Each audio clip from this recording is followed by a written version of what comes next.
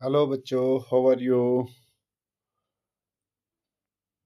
Today we are going to start another topic related to our 12th biology in human welfare, health and diseases. Myself, Ratan Singh Kotwal, lecturer in zoology, School Education Department, Jammu and Kashmir. And our today's topic is the basic concept of immunology. जैसे हम सभी बच्चे जानते हैं कि immunology जो है ये वर्ड आया है इम्यूनिटी से। इम्यूनिटी क्या है? It is the capacity of the body to fight against diseases. कि ये बॉडी की वो क्षमता है जिससे हम बीमारियों के अगेंस्ट लड़ाई करते हैं। हमारी बॉडी जो है डिजीज़ कॉजिंग जर्म्स को हमारी बॉडी के अंदर कोई भी डिजीज़ नहीं होने देती है, उसको हम इम्यूनिटी कहते हैं। The word immunology is the study of the immune system. और ये वर्ड जो इम्यूनोलॉजी है ये वो आया है उसी इम्यून सिस्टम से। Complex system, complex network of cells, tissues या ऑर्गन्स जो हमारी बॉडी को डिफेंड करते हैं against infections and diseases. Basically immunity को डिवाइड किया है into two types. The first one is innate immunity which is also known as inborn immunity, and the second is acquired immunity, which is also called as innate adaptive immunity. Acquired immunity is also called adaptive immunity. ये acquired या inborn immunity जो है इसको explain किया है detail में। इनेट का मतलब होता है कि जो इनबॉर्न हो, जो बचपन से ही हमारी मदर से हमें इम्यूनिटी मिलती है, जिसको हम बॉडी का फर्स्ट लाइन ऑफ डिफेंस भी कहते हैं। ठीक है, जो बर्थ से ही हमें मिलता है और ये नॉन स्पेसिफिक होता है, कोई डायरेक्टली स्पेसिफिक डिजीज को के अगेंस्ट नहीं काम करता है, लेकिन बर्थ से ही हमें मिलता है और मदर से हमें मिलता है और ये बॉडी का फर्स्ट लाइन ऑफ डिफेंस है जो डिजीज के अगेंस्ट काम करता है।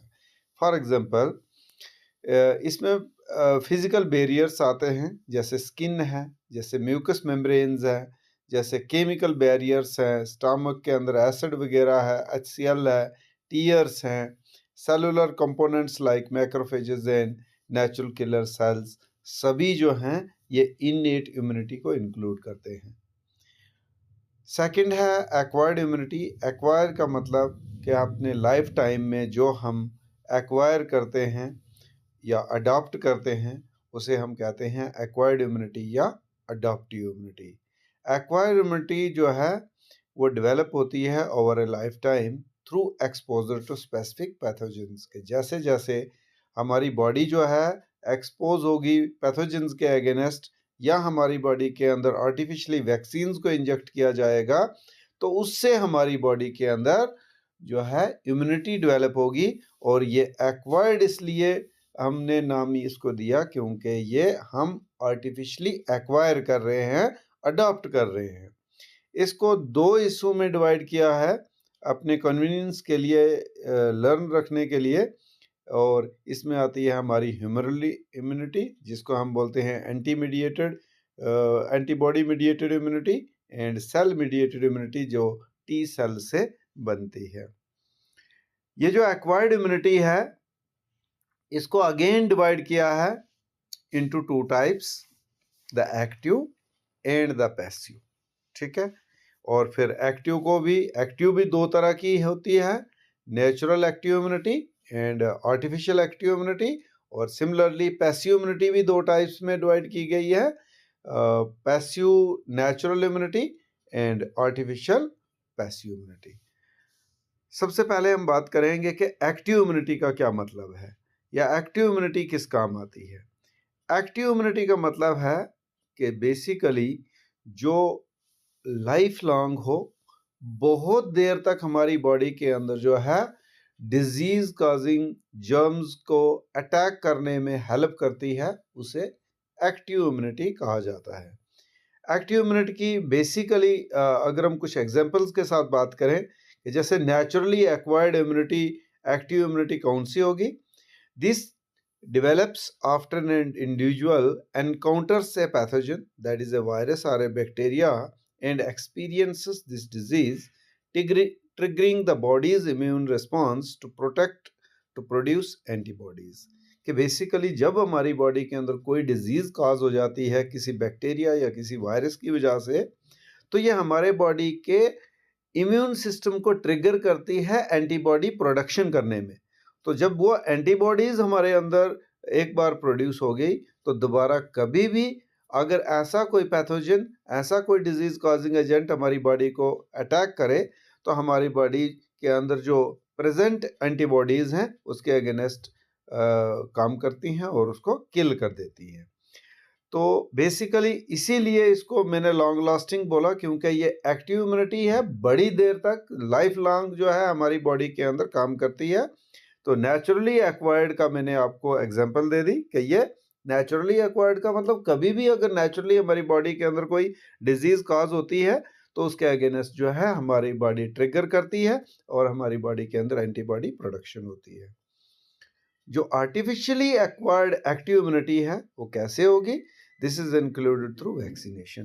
कि इसके अंदर हम क्या करते हैं कि जब हम बॉडी के अंदर आर्टिफिशियली वैक्सीन को इंजेक्ट करेंगे, तो क्योंकि हम आर्टिफिशियली एक्टिव इम्यूनिटी की बात कर रहे हैं तो मतलब है कि जब हम आर्टिफिशियली बॉडी के अंदर वैक्सीन इंट्रोड्यूस करेंगे, जहाँ पे जिस वैक्सीन के अंदर वीकेंड या इनएक्टिव फॉर्म ऑफ पैथोजन होगा, तो हमारी बॉडी के अंदर जाके वो प्रमोट करेगा हमारे इम्यून सिस्टम को, ट्रिगर करेगा और हमारी बॉडी के अंदर आर्टिफिशियली हम एंटीबॉडी की प्रोडक्शन करेंगे। इसीलिए इसको इंक्लूड किया गया है artificially acquired active immunity that can be generated through vaccination. अब हम बात करेंगे पैसिव इम्यूनिटी की।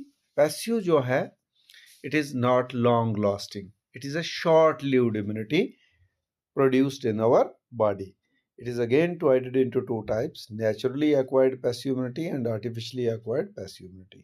Naturally acquired की example अगर हम लें तो this occurs when antibodies are passed from a mother to her baby during pregnancy or breastfeeding, provides a temporary immunity to the infant.